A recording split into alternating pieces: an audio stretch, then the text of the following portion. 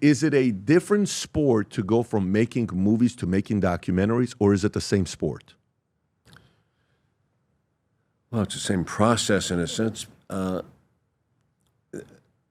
Documentaries are very important to me, and I did 20 of them or 15, I don't know. But the reason is that it brings you back to the research world, the real world, the world that you're actually dealing with people who are live, and you're getting in touch with that aspect of yourself. Whereas if you live on a stage or live with the fictional film, it's another world. It's artificial, and you're constantly trying to create realities.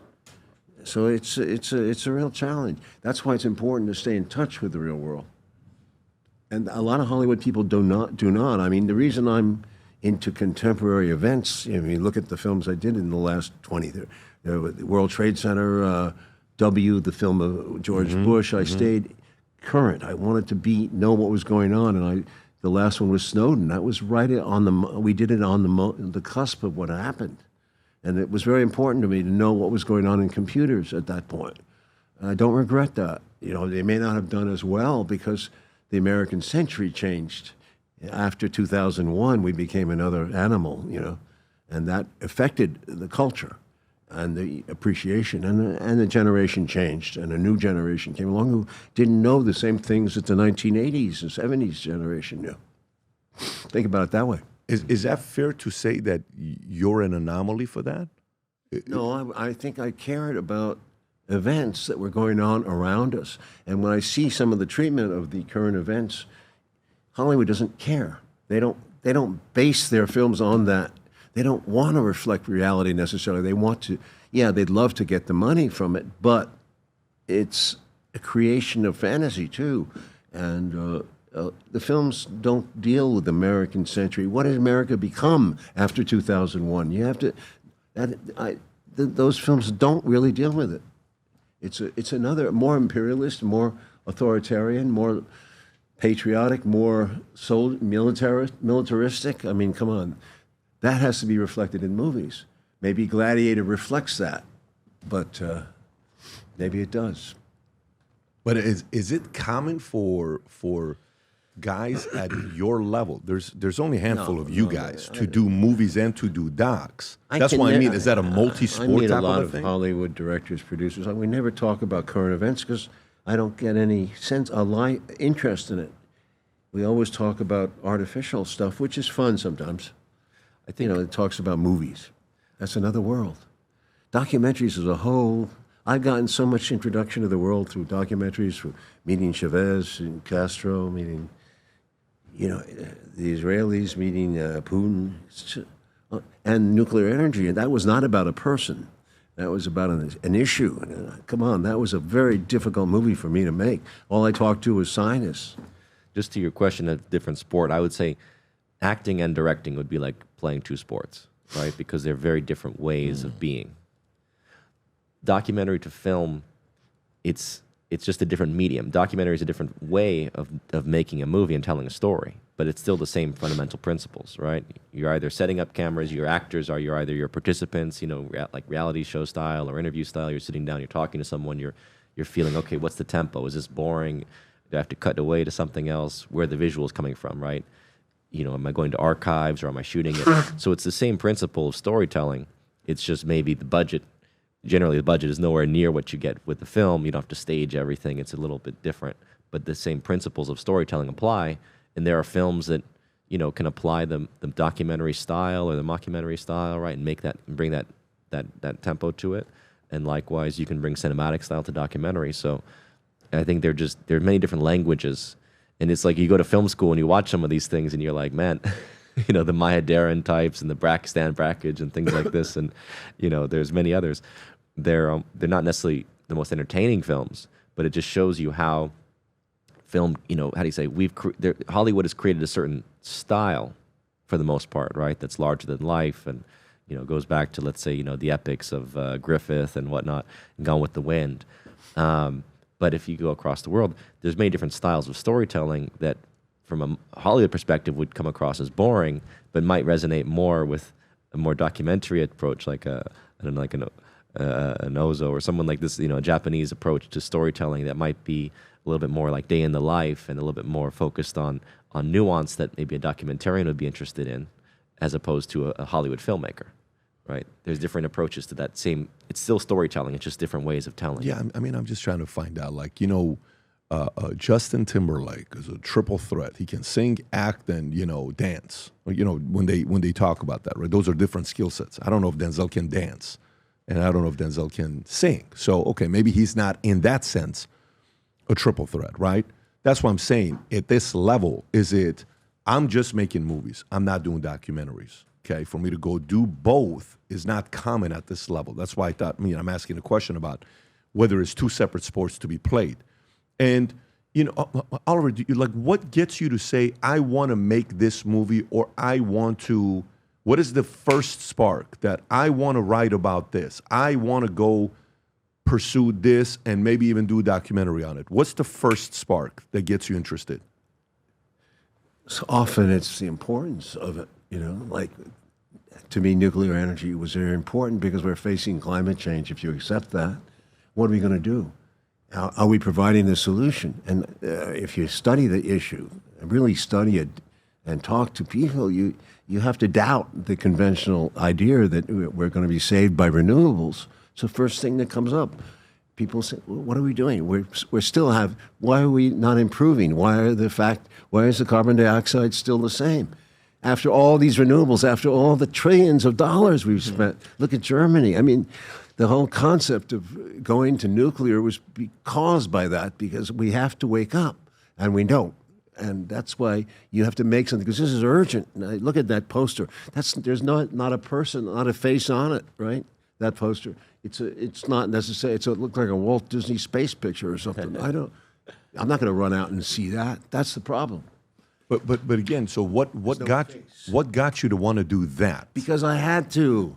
Because look, we're all going to fry. I don't want to be walking around. I don't want him to walk around and burn up. It's going to be very tough unless we deal with this energy issue. There has to be solutions. Everyone's thinking to the future. There's going to be a solution. We're going to figure it out. Well, we got to get serious now. Back then, you may not agree with me. A lot of people don't, but my God, I think it's the burning issue of our day. But beyond Ukraine, beyond Joe Biden and Donald Trump, this is a real significant issue. Look at the figures. This is disgusting. Right. This is why, Rob, this is U.S. nuclear power capacity additions by your initial operation. Well, don't go by the U.S. You should go by China or Russia. That's a good point. So China and Russia is a different story. But this is for us, right? So for you that did the documentary, do you have the other one as well, Rob? That we went away from it for a while, whether you want to call Chernobyl, that's for sure. Yeah. Whatever the reasons are. Well, because of all the fear. It was a fear that drove us away from it. So what did you learn at the end of the documentary? Well, among other things, is that the fear was ridiculous because there was none of those accidents really added up to anything compared to the other waste products of other energies such as gas and oil and coal.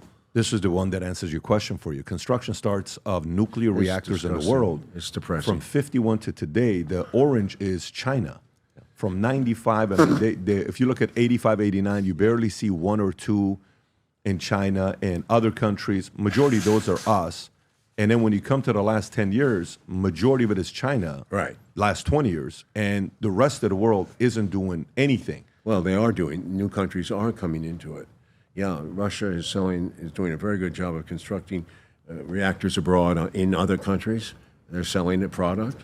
China is doing it, and they're working very hard. China and Russia have SMRs, which are the small modular reactors. They have them. The United States is still working on it. We're way behind, but I do believe we'll come up with a design for an SMR that will be accepted through our regulation process, which is tedious and costs. That's why it costs so much. We don't approve anything. It's like a bad business, right? We're choked. We don't allow new stuff unless it's fancy and has a purpose. Like, it's just very hard to get new designs in. We have to change our ways, and I think the SMRs hopefully will be there by 2030. Hopefully. I know Westinghouse is working on one, and General Electric. They have good stuff coming. What do you think about China investing China in is nuclear reactors? great. They're doing so much in terms of building not only nuclear reactors, but they're building. I lament their use of coal still. Yes, that's very evil, but they are doing better and better and better, and they're amazing. Some of their buildings, amazing. They're the future. You're saying China's the future. It looks like it. They're doing the best, most modernistic work. And I have high hopes for the rest of the world. I mean, if you go to the East, your countries, I mean, go out there to the stands, go out to that, I did a documentary about Kazakhstan. It's an amazing place. It's very future thinking, whole new generation. Building things, creating new cities. You're going to think I'm crazy when I tell you this, but the last 13 and a half years, I've been working on my first fiction book to write, ever. Fiction book to write. And while I finished this book, a year ago, I got the strangest phone call about one of the characters in the book where the guy wanted to meet with me, and he read the book. And afterwards, is like, wait a minute, am I the villain in the book? This is a story about a character named Asher, who is half Armenian, half Assyrian, whose father was involved in the Iranian Revolution, linked to Savak, working with the Shah, that they escape, and he gets recruited to a secret society. Well, when you go to the secret society, it's been around for a couple thousand years. They've developed some of the craziest leaders of all time, and they test you. There's unique tests that they have at this society where they test to see your emotional mental toughness. One of the tests that they have is very rigorous. It's purely mental. Of course, there's a physical one, but one is mental and emotional. If you're Armenian, if you're Syrian, if you're Persian, this is a book you're going to be reading and saying, holy moly, this is the kind of stuff you talk about in here? Yes. If you're somebody that's fascinated by history,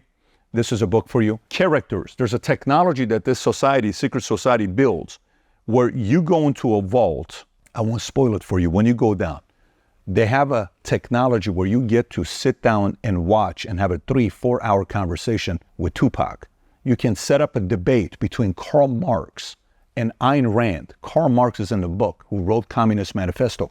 Ayn Rand, who wrote Atlas Shrugged, is in the book. Marilyn Monroe explains the concept of seduction and sex in the book. When you read the book, it's about development of the next leaders in the world and how they do it and how they've been doing it for many years. And it's also about how to prevent the end of civilization and how this organization goes about doing it. So, I've never written a parenting book before, but if I ever wrote a parenting book, this is the closest thing to it because it's all mindset, a lot of crazy stories. Again, 13 and a half years. Trust me, I told myself I will not publish this book until I sell my insurance company and I'm fully disconnected from it, where it's no longer my responsibility 100%. When you read this, if you're a creative person, if you like fiction books, if you enjoyed Atlas Shrugged, or if you enjoy Divergent, if you like books like that, I think you're gonna enjoy reading this book. It's the creative side. Business books is very easy. Here's how you do it. Here's how this how it works. This is very creative. If you haven't placed the order yet, now you can order it on Simon & Schuster, Amazon. I'm gonna put the link up below somewhere here, maybe even in my profile. Go order the book and read it. I've never written a book where I can't wait to read your reviews to see what you think about this book. So I'm going on this wild journey, and we have some plans with this book here. If you support the things that I work on, I would appreciate you going and reading the book, order the book on Amazon, and then post a review. If you enjoyed this video, you want to watch more videos like this, click here. And if you want to watch the entire podcast, click here.